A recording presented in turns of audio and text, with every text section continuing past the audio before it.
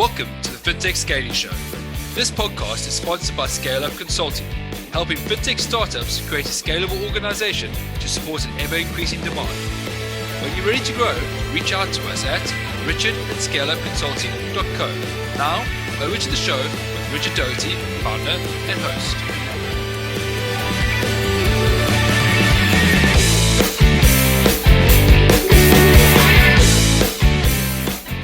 Hey, what's up, everyone, and welcome back to another episode of the Fintech Scaling Show, where we talk to executives and founders from around the world, and we get their insights into how they not only grow their businesses and expand their business, but also grow themselves during the process. And super excited today to have Yann on the show. Yann is the co-founder and the CEO of OTONOMI out in the States, out in New York. Prior to launching this business, Yann's also launched other ventures and has held senior positions in some of the top and most influential financial services companies across the globe, including the likes of Citi and also ING, to name a few. And super excited, Yann, to have you on the show. Welcome. Yeah, thanks, Richard, for having me. Very excited to be on the show. And as you said, this is in the international community, so I think there's talents everywhere in the world. So I'm happy that you looking at across the Atlantic, but I'm sure there's going to be more conversation in Europe and Asia in the future as well. Brilliant. And everyone, as you know, before we kick off the show and get into the guts of it, I always like to give a bit of a chat, give you a bit of an insight as to what we're going to be talking about. And I think now more so than ever, as we start the new year and we start looking at, how we want to scale up ourselves, how we want to give ourselves that boost. How do we expand as business owners and individuals? How do we expand to more profits? What's the best starting points that might have the most immediate impact to reach your dreams, to reach your profit goals, to reach your expansion? And in all honesty, I've grappled with this over the years, and I think there are many answers. I really believe there are many answers, but it also depends on, not only your situation as a company, as a founder, as an executive, but also on your individual situation. And ultimately, there's going to be numerous actions that can be taken. But if I dig down deep and I ask myself, what is that one action that might supersede all others? And it's an action that, it doesn't matter whether you're an entrepreneur or a solo entrepreneur that is just starting out at a company, or if you're in a big corporate and you're running a multi-million-dollar corporation with thousands of employees.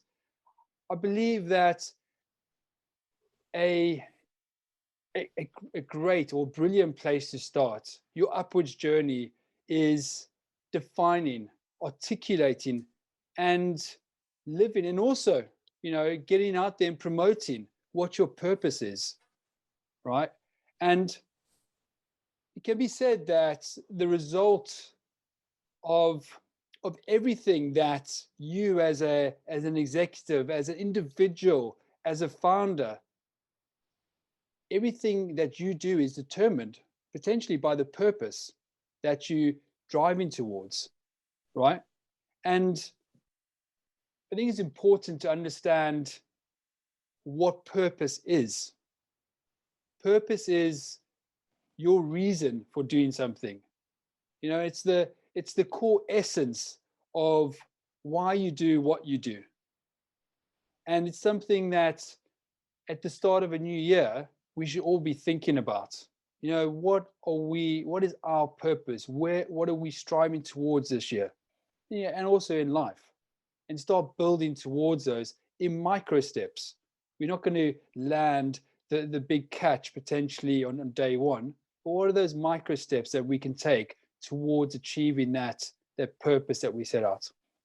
And to kick off the discussion and to bring Yann into the the show, into the discussion, I'd be very interested to get a sense from you as to what you think right now is really interesting as we start off and we kick off the new year in 2022. Yeah, that was quite the intro. I like what you put on the table. It's pretty front-loaded as well. Now, I want to say, a couple of things. I think, pretty much in line with, whatever you just described.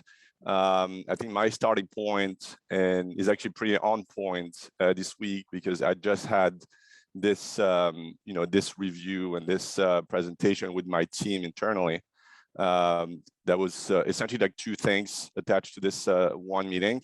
The first one is 2021 year in review, recap, and trying to reflect on what happened, and God knows how much happened last year, right? In many fronts. So we talk about fintech here. We can talk about obviously fintech, insurance technology, in blockchain, cryptos, all this good things, NFTs. I'm not going to give you all the buzzwords, but you know what I'm saying. But we also focus on logistics, supply chain, global trades, and the whole market has been shaken up to its core.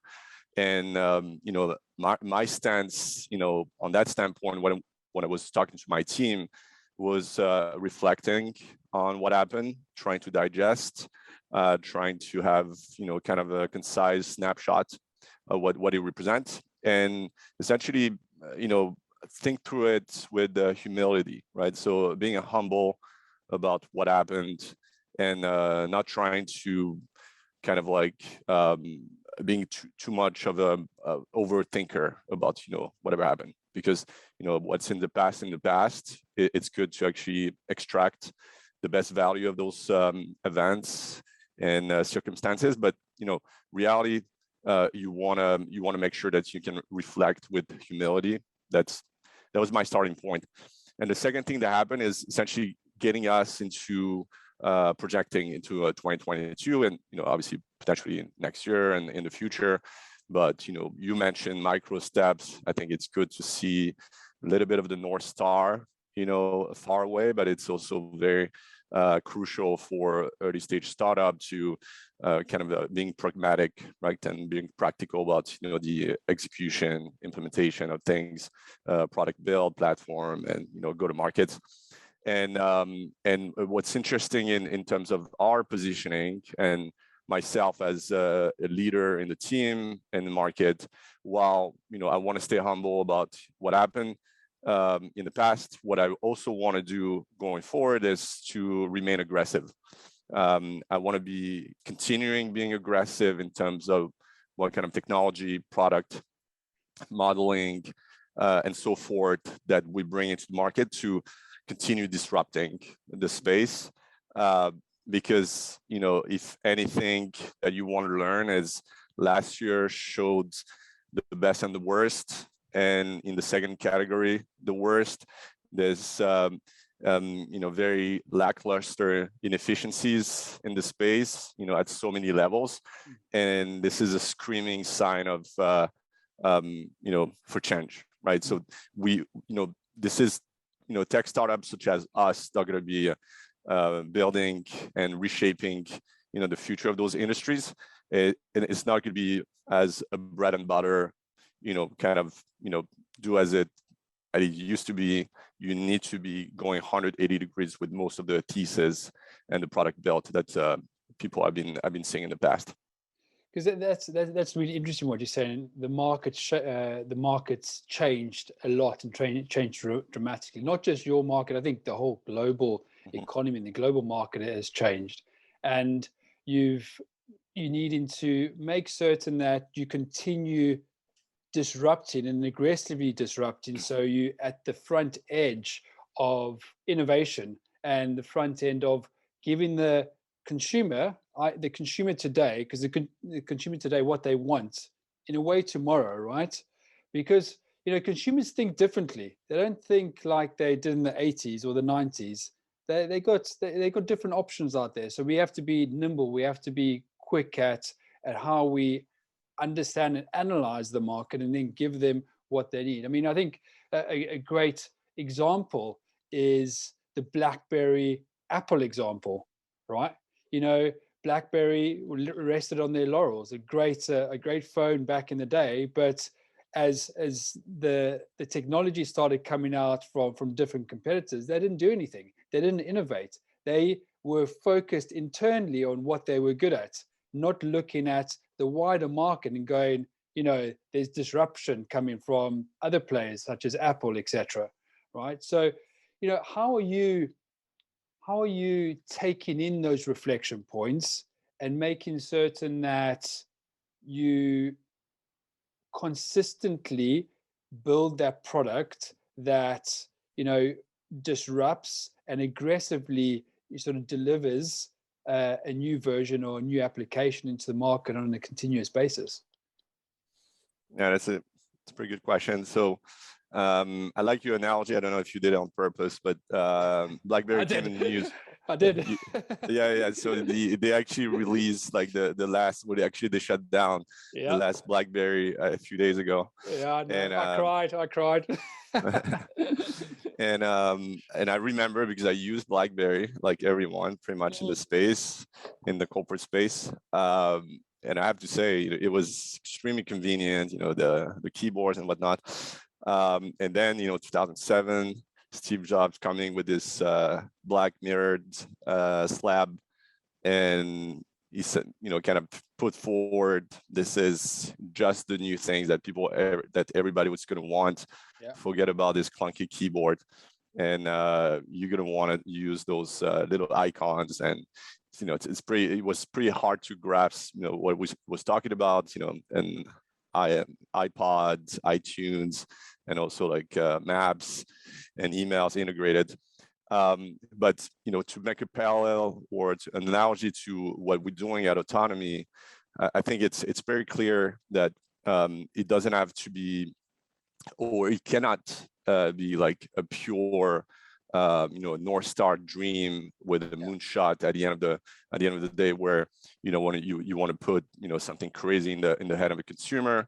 Or in our case, it's actually a B2B corporation, so it's more you know, corporate clients, but you know, it doesn't matter. The end clients is a human being, so they all, you know, kind of behave in the same fashion, so to speak.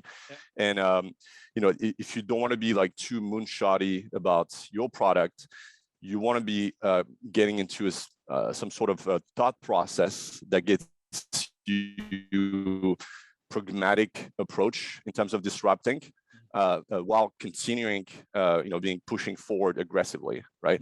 So it's you know, long story short, you know, the way it happens is, you know, we actually spend a huge amount of time in terms of mapping out every component of what a product means.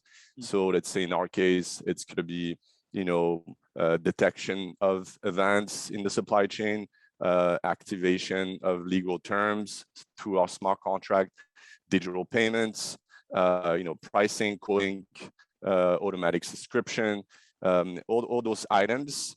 What we're doing on a pragmatic standpoint in order to continue disrupting is actually extracting all the value that are necessary for a product to exist, let's say in the current state, and bringing the best of the technology for every single component. So, you know, kind of leaving every stone unturned, in the sense that we want to have each single part of the product being innovative, right? And while still catering to the traditional clients and traditional partners in terms of what they're expecting a product to be, right? So because if you just like put you know, a rocket launch into an insurance policy, then people are not connecting the dots. If you're bringing up a digitized policy that's actually responding and checking all the boxes that they used to, but each single box is actually attached to a very innovative technology, then in that sense, you actually extracting the best of the two worlds. And we're talking a lot about product here, and I get it. You put in a lot of, ultimately you're a tech company, you put in a lot of emphasis on product and a huge effort, a huge time. is spent in looking at innovating here, right? Mhm. So here's the rub. Are we innovating for the sake of innovating, or are we innovating to solve the most pressing problem that a customer has today? Yeah, it's a little bit of a catch-22 question. Yeah. Obviously, that's the latter. I'm glad that we were refocusing on the market and the clients.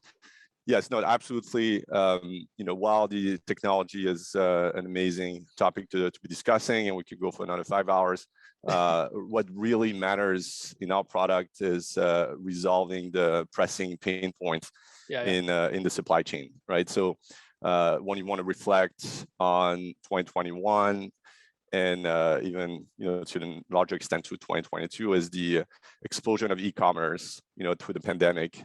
The complete shift in terms of living standards, remote work, and the changing behavior of end consumers that are essentially at home and buying stuff on Amazon, eBay, whatnot, and essentially overflowing demand or supply into the market in terms of buying products left and right, and the supply chain not keeping up with it. So the resulting effect has been essentially a very large backlog. So we've seen it with the Ever Given Swiss Canal story, where obviously this event was a quirk, but it was also like pretty representative that industry is not reacting well to events. And then the kind of the ramp up through the holidays, the past 4 months, where backlog in Port of LA, Port of Long Beach, with all those vessels coming from Asia, has been essentially clogging the whole supply chain to a point that some warehouses was completely empty with thousands of back orders that they can fulfill for their own clients at the end of the day. So what we're bringing to the market is essentially a very simple shipping and cargo insurance product that's resolving this one pain point. That's very simple to understand, but also very very stringent and very pressing at that point. So we are resolving for quick adjudication of cargo delays and interruptions of supply chain by automating the whole chain of events. We detect this delay right away. We use our smart contract to essentially operate the insurance policy terms, and the payment is being sent out in 45 minutes to the end clients instead of 45 days, right? So 45 days is actually kind of understating how much time a consumer and an insurance claim adjuster need to work on the claims in order to kind of resolve when it does resolve. But we do it same day, right? And all that is extremely transparent, and it also gives a great result on the operating model, but because we compress admin costs by 90%. So all of a sudden, our insurance partners are also saving a ton of money by using our automation, and therefore we can free up a lot of margins for profits, but we also can offer better competitive rates to the end customers. And this is cool. I mean, we chatted, before the show, and we also were chatting last year. And I told you then, and I'll tell everyone now, this is a massive headache, that's taken away from people in sort of trade finance world. And I recall when I ran my consumer products business, and I was sourcing and exporting consumer products from mainland Europe into mainland China. Pretty much the process that you went through was an absolute nightmare.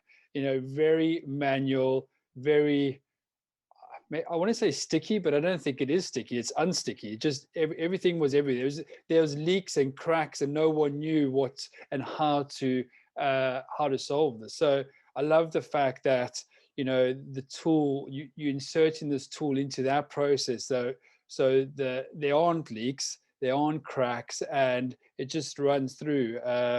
It just runs straight through, right?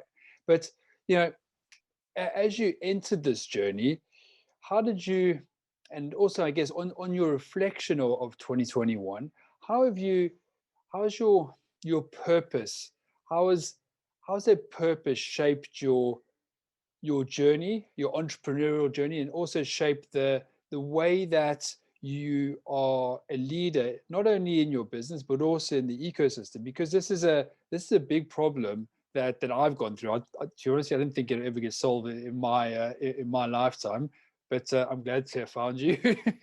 But yeah, how's your purpose driving your business, and also driving you as a leader to solve this sort of problem for not only you but others out there in the ecosystem? Yeah, so I think there's definitely like several angle to that question. Obviously on the personal standpoint, you introduce my profile as kind of an established Wall Street senior executive in the space. And I really enjoyed being in the space for almost 2 decades. Worked with a bunch of talents, exposed to government, large corporation, where we were extended, large financing transactions, that kind of stuff. But what I actually extracted from this experience is not only the business side of things, but kind of learning that incumbents and large corporation gets very complacent about their operations, the way they manage their own processes and their technology stacks. And it got me frustrated from day one up until to the time I actually resigned, which was almost 2 years ago now.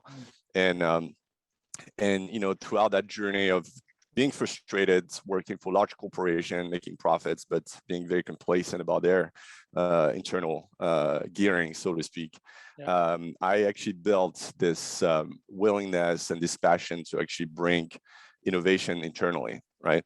So I was part of this innovating team within City Ventures, bringing blockchain project, machine learning project internally in order to essentially bring the best of the tech for their clients.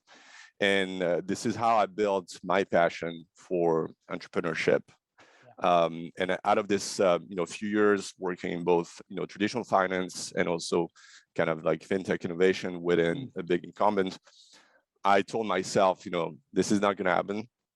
While they're doing, pretty great stuff, it's still like a drop in the bucket.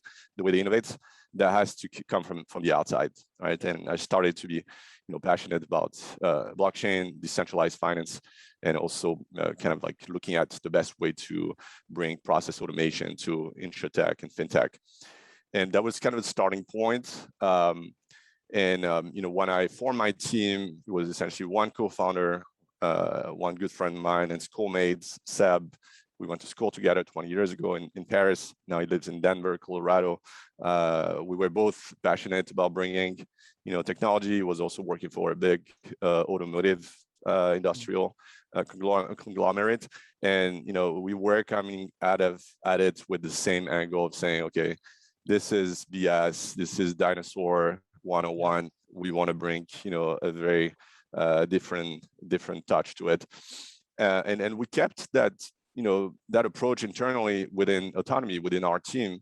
I still have my mindset about being extremely disciplined when it comes to pricing, client relationship, legal structures that I learned in Wall Street. But I also, like 50% of my brain is all about being extremely creative, right? Because obviously we wouldn't be doing what we're doing here.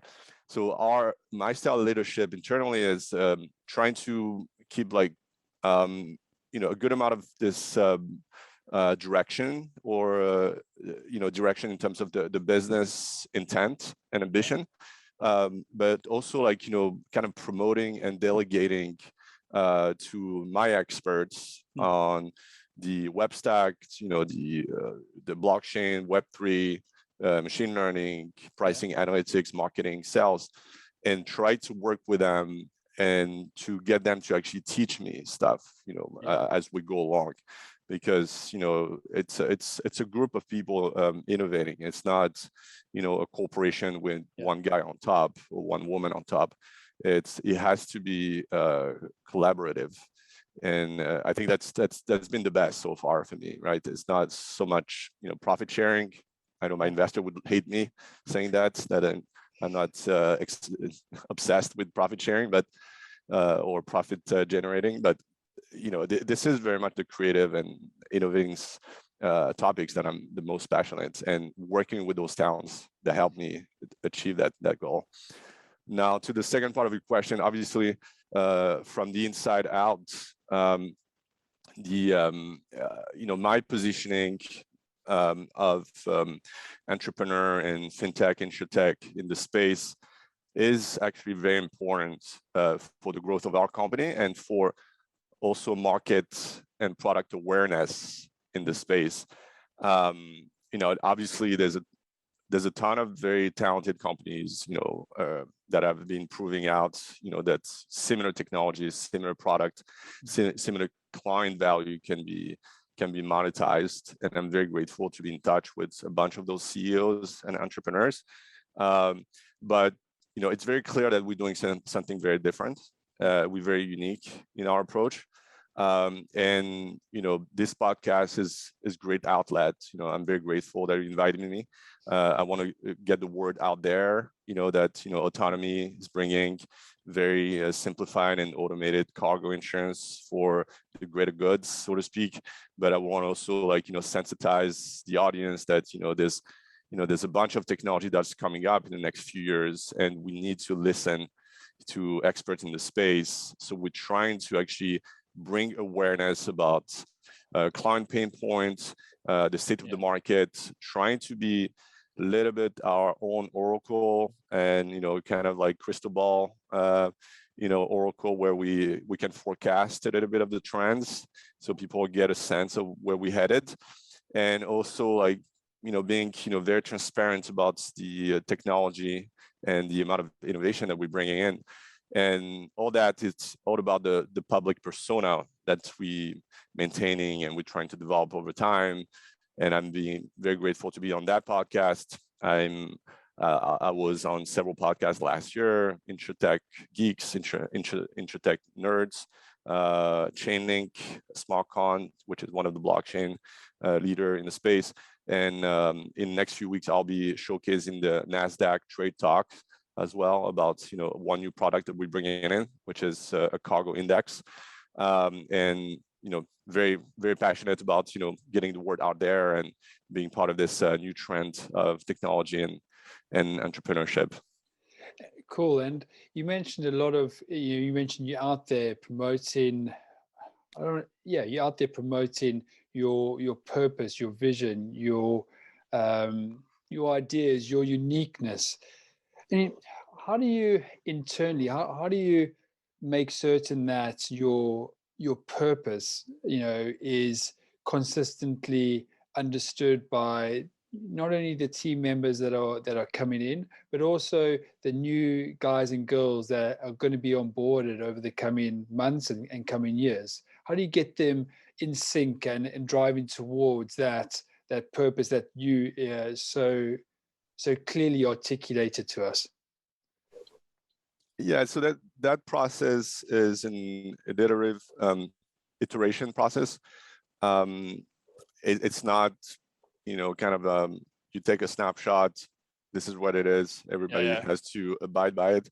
The nature of what we're doing, obviously, it's extremely nimble and dynamic, and that's what's good about it. But it's also take some time and effort to maintain it.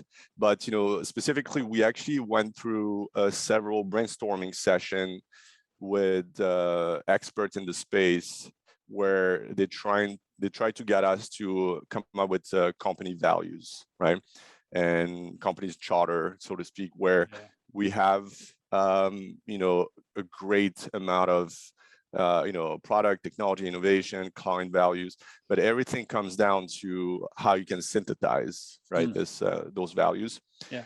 And so that process is a little bit of back and forth. We're testing out, some of the things that we think are representing our vision or, our processes, our thought process, and our mindset.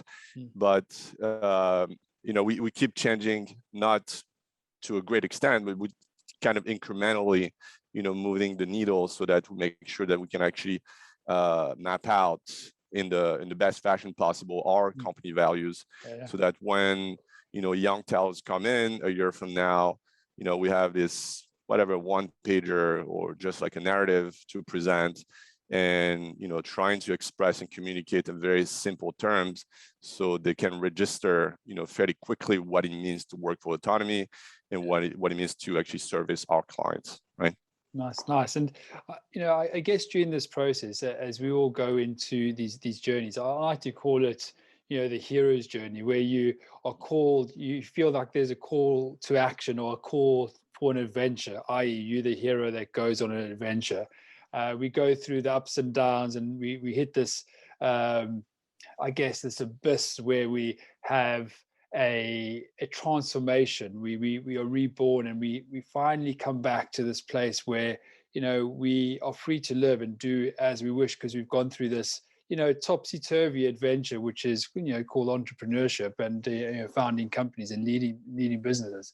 But during that adventure and during that journey, I've definitely seen it in myself. I've seen it with others. There's a change, right? There's a change to the founder, the executive, the team. There's a change of leadership style. Maybe there's an evolve that you evolve into a being that is confident, who's at speaking in public. You evolve to a being that is confident in managing and leading teams. And I'd like to know from you, as a person that's got a strong purpose, that is disrupting and innovating a very tired and old industry. By the way, I do love trade finance to everyone out there, but it does need a bit of disruption and innovation. How have you evolved your leadership style to drive and lead your purpose in a busy and noisy marketplace? Yeah, I think I kind of coming back to where I started in terms of my the meeting I just had with my team, which was 2021 in review and 2022 objectives, which is kind of the two sides of the same mirror. I think there's a place to be very kind of visual about what you're talking about, to be trying to translate and give some imagery about what's going on, what happened, and try to actually people to register your communication style. And there's a time to also kind of being much more laid back and listen, trying to just being conversational about how you interact with your employees. And I think I started off by maybe like 2 years ago with a small team where it was all about discussing current topic of development, trying to get those clients in, and it was just like day by day, a little bit of a routine. We were just like aiming at some short-term 3 months goal. And while it was the necessary, steps, as you get started, it can become mundane for some employees, and not having, clear directive and, direction or axis, for the future, it can be confusing a little bit. So I had to also reflect on my own work, right, as a leader. And trying to be more constructive, more organized about my thought, and trying to have those one-off conversation where I'm a little bit of a giver than a listener, right? So I have to give access of development for the future. I have to be pretty firm about what I think it is and what I think it is gotta be, and therefore trying to lead the team towards certain direction, and then they got to figure out how to get there. But at least they have the end game in mind. And I think this balance, it's a balancing act, right? So this balance of having pretty laid back conversation and also like more formal meetings about what's going on, I think it has been the evolution of the style of leadership so far, and I'm sure a lot of stuff's going to happen in the future. I'm going to be changing again, but this is what's happening so far. Cool. And as we wrap up this part of the show, what are let's say the 2 or 3 nuggets of advice that you would give to a startup founder or an executive out there that is, in the middle of their journey or just starting out their journey and is, a bit fuzzy on their purpose and their end goal? What would you say to them? So 3 pieces of advice. I want to say, never give up, never give up, never give up. I know it's a little cheesy. It's good advice, right? It Be does. resilient. Yeah, resilience, I think, is the core of why we're here now, and why another version like in the metaverse of our company would have failed, in 2020 or last year. And it's kind of the flip side of that conversation is startup, such as mine, such as ours, don't go bankrupt, right? The startup, they fail when the founders stop trying. Nice. It's just, I like it. Yeah, it's that's just so true, right? That is so true, because it's difficult. It's not always easy to take the hard road and the hard path. Sometimes it's easier to fall back into what we're comfortable about, right? And I remember, I'm from South Africa. I remember back in 92 or 93, Nelson Mandela came to my school, and he said to me and a bunch of schoolboys, he said, you guys have the choice. You decide what path you want to go down, right? You build your life. And the same in entrepreneurship and in life in general, you decide, right? And, sometimes the path less traveled is the one with a nice sort of fruit bowl at the end, right? Mm-hmm. No, that's a good analogy. I like that one. Yeah, I think it's all about, being persistent and trying to, wake up and kind of like ask yourself the right questions. The terrible investment meeting, from the prior day, or the client meeting that never go through, then it is in the past, and then you look at the next investor. I guess like another piece of advice, I think, for most of my counterparts, we are in the fundraising game. As much as I don't think it's an efficient market, it is what it is. And fundraising is never what you think it's going to be, right? And I think, it is a great approach, or greater approach, and I made some mistakes, right? So that's why I'm saying that right now after the fact, to stay very humble about your capital needs and the way you manage to capital formation, right? And telling yourself that you'll start with self-funded on founders capital at first, then you go for friends and family with very small tickets, and then you get to the angel side of things, and then you get to your first institutional VC ticket or check. It seems like very brutal process to go with so many steps to only raise, maybe $1 million or $2 million. But reality, following this, kind of like organized or preset way of doing things, actually simplify your life quite a bit. because if you want to go for the 5 million check after a couple months, you only have a prototype or a white paper, and you think you have the best, you're the best thing since sliced bread, yeah, you're gonna fail.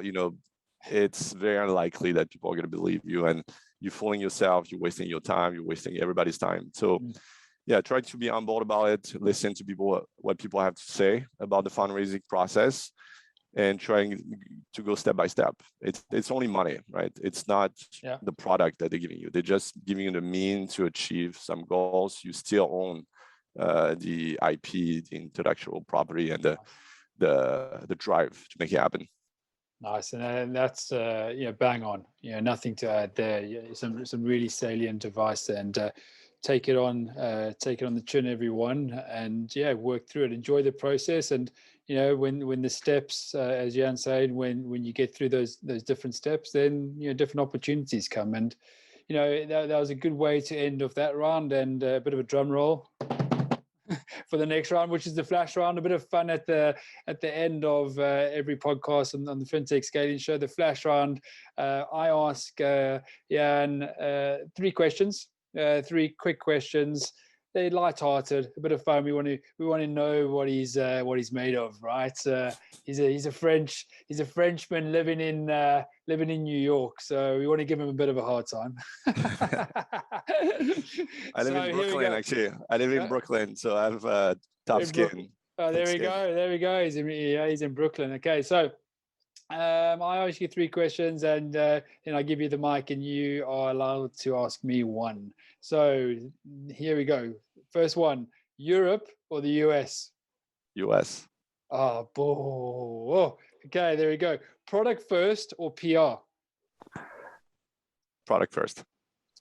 Minimal viable product or most valuable pain point? Most valuable pain point. Love it. Brilliant. Okay, there we go. You got it from the horse's mouth. So now it's your time. If you'd like to, shoot, fire away. Nothing, anything really. Just I'm sure there's something you really say, I want to get Richard for this. Yeah. No. So I don't want to trick you. It's more like something that I genuinely want to understand best. So I've been a podcast listener for quite many years. I want to say maybe 4 or 5 years. And as everyone, I'm going for kind of the big landmark outlets. I'm not going to name names, but I love Sam Harris, and I love Scott Galloway. These guys, and I listen to other smaller outlet as well. But so, what is your kind of first principle, or even direction that you want to bring your podcast toward? What is your vision here? I don't know if you generate a lot of money, but as a business, how do you see evolving into this very exciting space? Okay, so great question, by the way, and a bit of a long answer, but I'm going to give it to you anyway. I'm a consultant. I'm in a consulting business. My business is called Scale Up Consulting, and I've been doing this for several years. And during that time, I've consulted a lot of different people in many different countries. And what I realized is I was doing a lot of consulting one-on-one. So it was me and an executive, or me and a founder, or me and an individual, and I wanted more. I wanted to give more of myself to society, and I wanted to give more of the stuff that those individuals were sharing with me to society, right?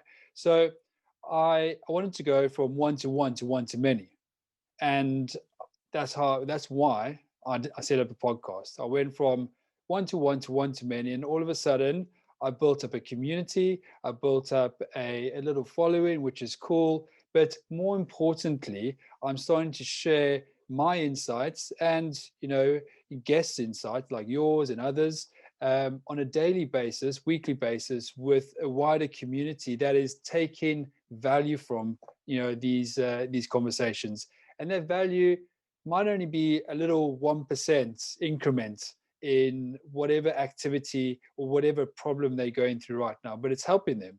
And I've seen it's so nice to see that people start reaching out to me on LinkedIn or via email or, you know, on my Twitter account, saying that, yeah, I listened to Yann's episode, really interesting what you said. I've implemented that, and actually it's working. And this happens to me, you know, pretty much nearly, you know, every day. I'd say it happens to me at least 2 or 3 or 4 times a day.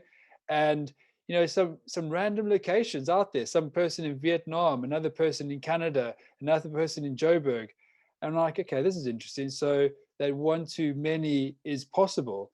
But, you know, in order to do that, you've got to, well, I really needed to let go of a stigma that my knowledge is worth something. My knowledge is not worth anything if I don't get it out there, right? So that's why I did it. From a business, you know, from a business point of view, it's just opened up a totally different channel to how I engage with the community, how I engage with people, how I engage with individuals. And I think, I believe that everyone, no matter if you're a tech business, no matter if you're in services, manufacturing, it doesn't matter what area you're in. If you invest in podcasting, you actually invest in yourself as a speaker, as a public speaker, as a media personality. And it's probably one of the greatest investments that I've ever made in myself. And also, you know, one of the greatest bits of knowledge that I'm consistently producing into a community that actually needs this stuff and wants this stuff. So yeah, long answer to maybe a short question, but that's the reason. And you know, I hope I answered it. Yeah, no, I can relate. No, I love your answer, and I think I encourage more of those founders to come have similar conversation with your outlet or any other great podcast in the space. And I think, you know, it's just a great way to it's a ground equalizer, so to speak, because you come here, you know, you come clean, you want to tell a story, but you know, you get challenged, and then you extract something out of it, and you move forward with, you know, kind of a richer narrative, and also like you learn something. So it's great. Yeah. Okay, cool. And listen, as we wrap up the show, how can folk get in touch with you and the guys at OTONOMI if they want to? Yeah, no, sure. So we are, you know, we have a website, so otonomi.ai, OTONOMI.ai. We are on Twitter. We're very active on LinkedIn, OTONOMI, insurtech. And we obviously write a lot of those Medium articles for thought leadership. So glad for, you know, to be out there. And, you know, if people want to ask questions, they can send me an email at Yann@otonomi.ai, and I would be glad to get on the call and chat. Brilliant. And as we wrap up the show, just another mention about my book that's coming out, Unlock Hidden Profit Zones. I wrote it for you to help you get to where you want to get to this year, right? There's the challenges. We discussed it earlier on. There's challenges that, you know, everyone's going through this year, and I want to help you succeed this year. So if you want a copy, if you want to be on the distribution list as it gets sent out in February, drop me a note to richard@scaleupconsulting.co, and I'll make certain that you're on the distribution list. And yeah, and again, brilliant to have you on the show today. Loved everything that we walked through, and looking forward to, you know, a successful year for you. And you know, let's link up again. Definitely keen to get you onto the show again at some point. Thanks a lot for having me. That was great.